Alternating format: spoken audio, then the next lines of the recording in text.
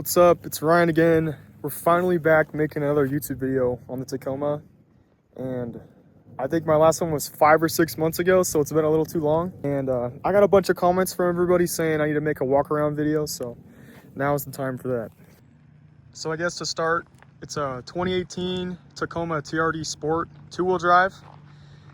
I think the 2-wheel drives aren't as popular for Tacomas, but I could not be happier with the way this thing's set up now. And 2-wheel drive actually gives you a huge advantage when off-roading, and I'll get into that later. And let me clarify, my type of off-roading isn't rock crawling or anything. If this was 4-wheel drive, I would definitely be doing that. I'll plug my Instagram up here, and you'll be able to tell what kind of off-roading I do. I just detailed it all the way around.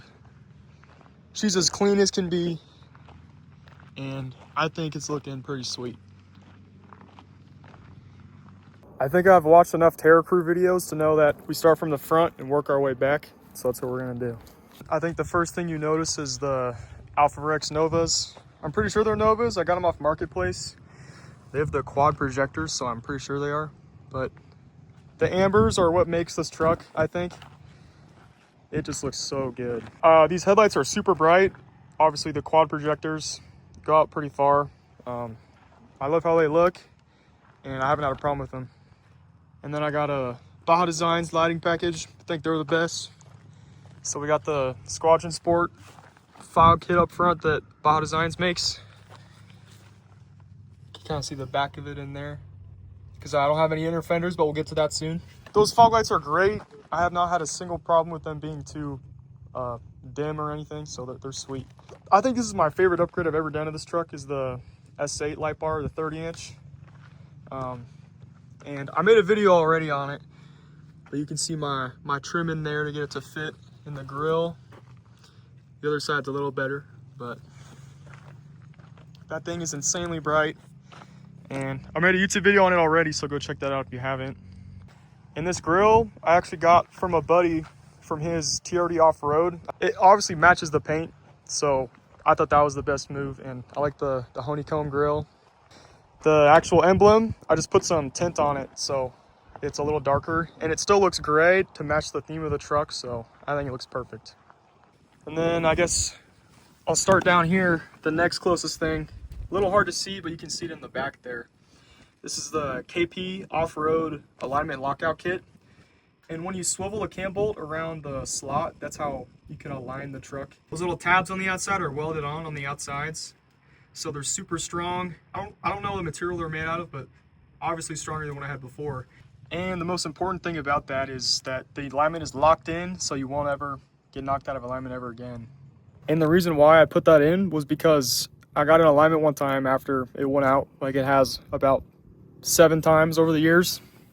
And the shop I took it to didn't exactly tighten the cam bolts. I took it off-roading a couple days after.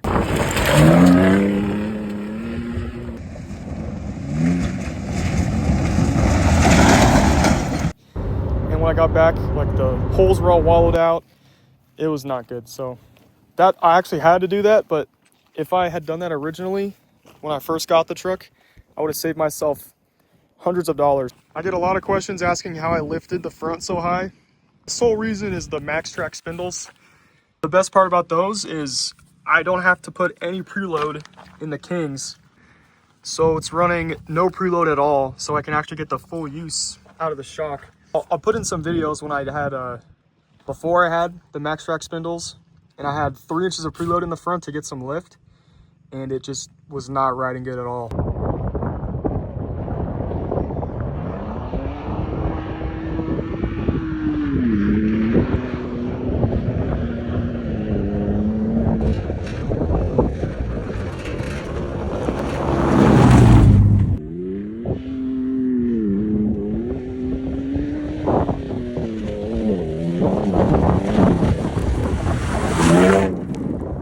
Now it's a lot smoother since I'm actually able to use all of the shock rather than putting a bunch of preload in and making it ride all stiff. The spindles also come with extended brake lines, so you need to get those or else your stock brake lines will become limit straps. And then I got this Dirt King box Uniball upper control arm here.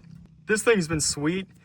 I originally had the Icon Delta joint ones, and I got them used, and they were just all squeaky. I think the dude before him didn't take care of them at all.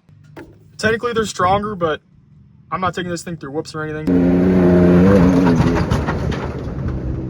so it doesn't really make a difference. But the Uniball is really nice.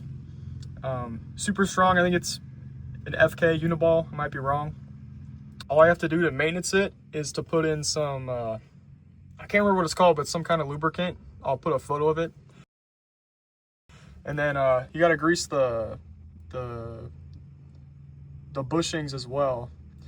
And Dirt King, I think, recommends apathane grease, so I do that every 5,000 miles. So, and they've been silent, so I haven't heard one squeak at all. And I think I've had those on for over a year now, so it's pretty sweet. I also forgot to mention, the Kings are extended travel with the adjusters. Extended travel I definitely recommend.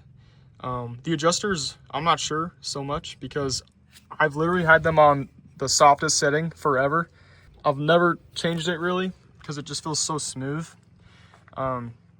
I mean, I guess if you want to spend the extra money, I would definitely recommend it, because just in case you want to change it to get some performance out of your truck. But this thing has just seen fire roads pretty much, so not super necessary. One of the best upgrades you can do, which isn't really an upgrade, is to remove the sway bar in the front. And I've heard a lot of mixed opinions about it, but the sway bar delete really allows the suspension to move independently, because they're not connected to each other on both sides. So going over any kind of bump on one side won't affect the other side.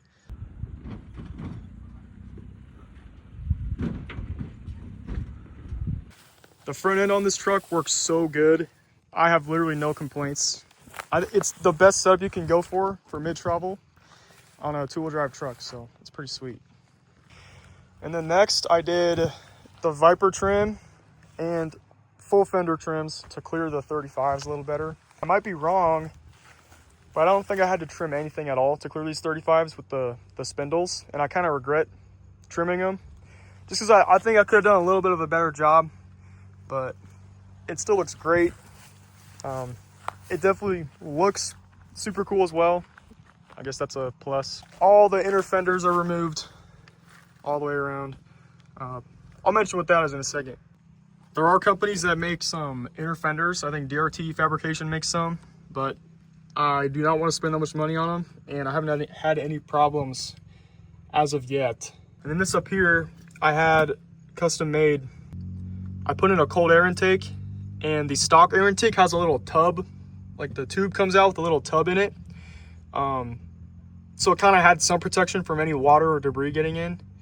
And I guess debatably, it's not much to block water, but it's enough. I haven't had any issues.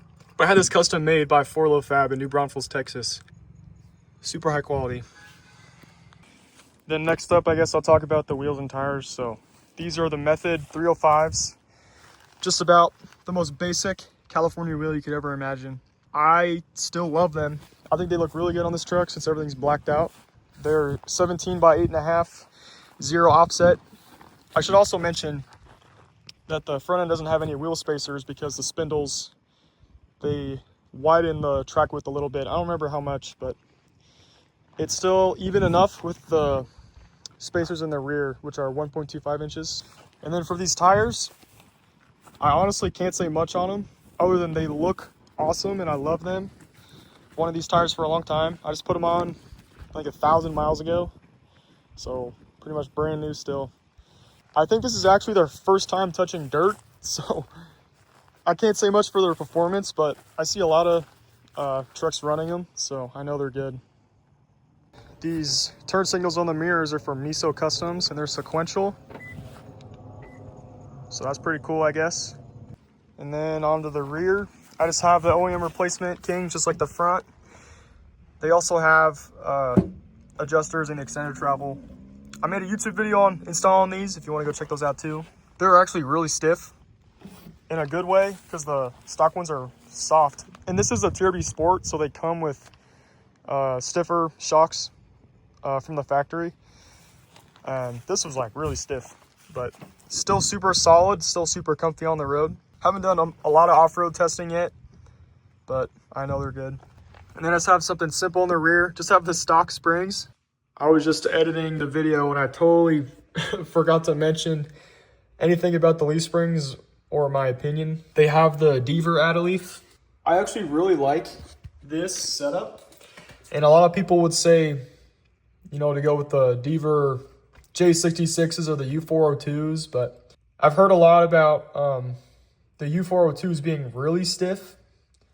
And since these Kings are already pretty stiff in the first place, I just don't want it to be like insanely stiff, especially because I don't really have anything in the bed to weigh it down. Also, it costs a lot of money. So this is functional for me. It's still soft enough to work good in the dirt and be comfortable on the street. I'm also running some hub-centric wheel spacers from Spider Tracks. Holy cow, that looks dirty.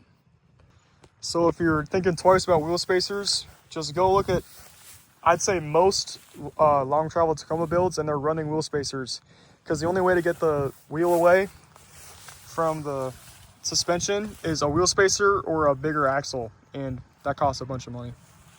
And for my case with the wheel spacers, I just want them to match the front. When I took out the inner fenders in the rear, the stock bedside mount stuck out to about right here, and I've seen people modify it where they can like bend it back and bolt it into the bedside a little further back. But I also had 4Low Fab make me some bedside mounts. These things are super solid. He laser cut them, and like the speed holes are so cool. Kind of old school, but I love them. Super strong. I've had no issues. Then I guess while I'm also back here, you can see got the carve-in exhaust. I think it's the TR, and I think it's the best sounding one out of all of them. There is some drone because I took out the tailpipe end of it, but I think it sounds the best. It's not too smooth, but it has that grumble still. And then right here, got the Alpha Rex taillights. I don't remember what they're called, but I actually traded for those just for my stock ones, so that was a pretty cool deal. And then I got my matching spare. That's still temporary, but if I really do get a flat, I'd be in a little bit of trouble, because the spindles up front, they require 4.75 inches of back spacing from the wheel, and obviously the stock wheel does not have that. So if I ever get a flat in the front, I'd have to throw the rear on the front and put this on the back. So I'm kind of just crossing my fingers that I don't get a flat anytime soon, but it is just a spare, so, but it always is good to have what you need. So I need to probably get a different wheel. And then I found these bed stiffeners on Marketplace. I have no idea where they're from. Just gives me a good way to put my Y strap in. And on the front one, I just drilled a hole and put a bolt through it. There's a washer on both sides with a lock nut, so it should be all good. Haven't had any issues with it coming loose or anything. I also get a bunch of questions asking if I've re-geared the truck, and I have not. In Texas, I live off a highway where the speed limit's 60 miles an hour, so I pretty much just cruise and get almost 16 miles to the gallon.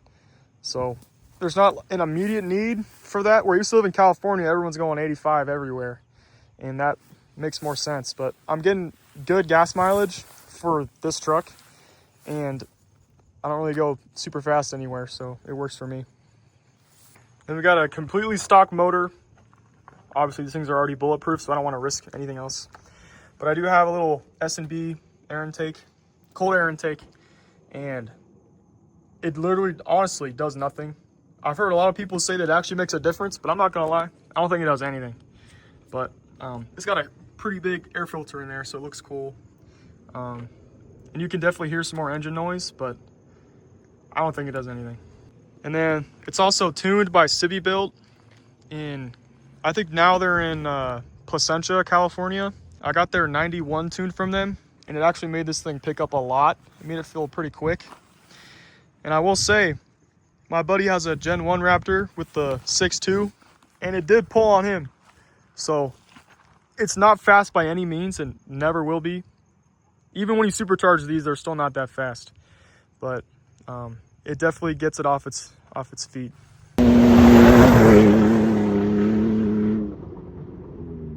And then I bought this little switch panel from Cali Raised LED. and it's just a knockoff from Oxbeam. I just wanted a better way to switch on my light bar. So this is hooked up to my light bar, and this is hooked up for the amber backlighting. And these two, I was gonna hook up one of the Rad Designs third brake lights, and it was coming in the mail, and I have it, but I'm gonna return it because this thing is for sale right now. Rest in peace to the Tacoma. But maybe by the time this airs, it will be gone already, which will be a sad day. But anyways, I have a Rad Designs third brake light that nobody wants to buy in Texas. I've had it listed for 2 months, so come buy it if you want it.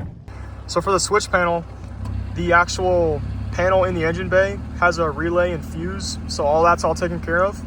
But the actual backlighting on the switch panel needed power, so I struggled a little bit trying to find a place in the fuse box in the engine bay for where to put this thing.